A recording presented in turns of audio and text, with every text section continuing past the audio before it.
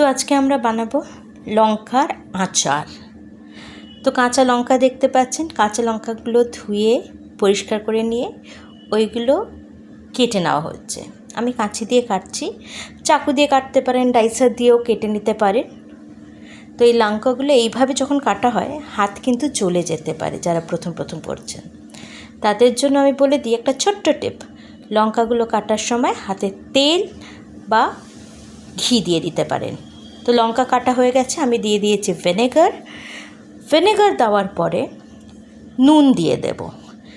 এবার আমি নুন দিয়ে দিচ্ছি, একটু বেশি করেই নুন দিচ্ছি। আমি 100 গ্রামের মতন কাঁচা লঙ্কা নেওয়া হয়েছে, তার মধ্যে আমি ওই 2 চামচের মতন নুন দিয়ে দিয়েছি, একটুখানি হলুদ দিয়ে দিয়েছি, সব কিছু আন্দাজে।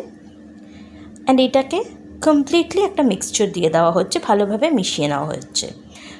ভিনেগার, নুন আর হলুদ দিয়ে লঙ্কাটাকে মিশিয়ে নিয়ে এবার এই লঙ্কাটা ভালো করে যখন মিশে যাবে, ফুল সুন্দর করে একটা মিক্সচার হয়ে যাবে, হালকা আস্তে আস্তে লঙ্কাটাকে সফট হতে হবে।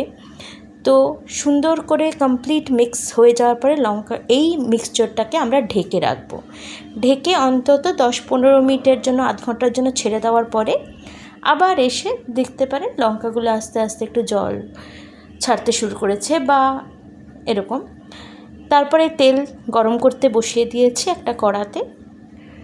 তো তেল গরম করতে বসিয়ে দিয়েছি, এখন তেল গরম হওয়া অবধি আমরা রেখে দেব। এর মধ্যে ভাজা মশলা দিয়ে দিচ্ছি, জোয়ান, জিরে, মৌরি, মেথি এবং এরকম একটু 2টো শুকনো লঙ্কা, এরকম দিয়ে আমরা এই ভাজা মশলাটা তৈরি করা। এই ভাজা মশলাটা আমরা দিয়ে ওইটাকে দিয়ে একটু নাড়াচাড়া করে নিচ্ছি।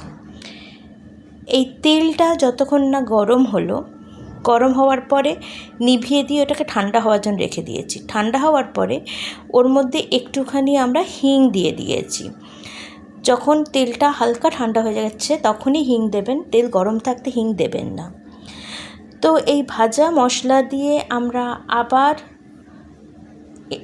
একটু নাড়িয়ে নিচ্ছি, কেন কি তেল ঠান্ডা হওয়া অবধি এটাকে আবার রেখে দেওয়া হয়েছিল। তারপরে আস্তে আস্তে এই হিং দেওয়ার তেল যখন সম্পূর্ণভাবে ঠান্ডা হয়ে যাচ্ছে, তারপরে একটু একটু করে তেল দেব আর এই মেশাতে থাকবো তেল দিয়ে। তো হালকা হালকা করে তেল দেব আর মেশাতে থাকবো। আস্তে আস্তে ওটা নরম হয়ে যাবে এবং এই ভাজা মশলার একটা সুন্দর গন্ধ ছাড়তে শুরু করবে। তো আমরা তেল দিচ্ছি আর কমপ্লিটলি এটাকে আরও বেশি মিক্স করতে থাকছি। তো এরকম যতক্ষণ করছি আস্তে আস্তে কিন্তু সুন্দর একটা আচারের একটা দারুণ টেস্টি ভাজা মশলার একটা সুন্দর গন্ধ আসছে। অ্যান্ড সেটাতেই মোটামুটি একটা ঝাল ঝাল কাঁচা মরিচের আচার, বাহ কি সুন্দর লাগছে গন্ধটা। তো এবার আস্তে পুরো তেলটাই ঢেলে দিলাম। তেলটা ঢেলে দিয়ে মিশিয়ে নিচ্ছি। মিশিয়ে নিয়ে এটাকে কিছুক্ষণের জন্য ঢেকে রেখে দেব। আর যদি মনে হয় এইটা কিন্তু ইনস্ট্যান্টলি খাওয়া যাবে।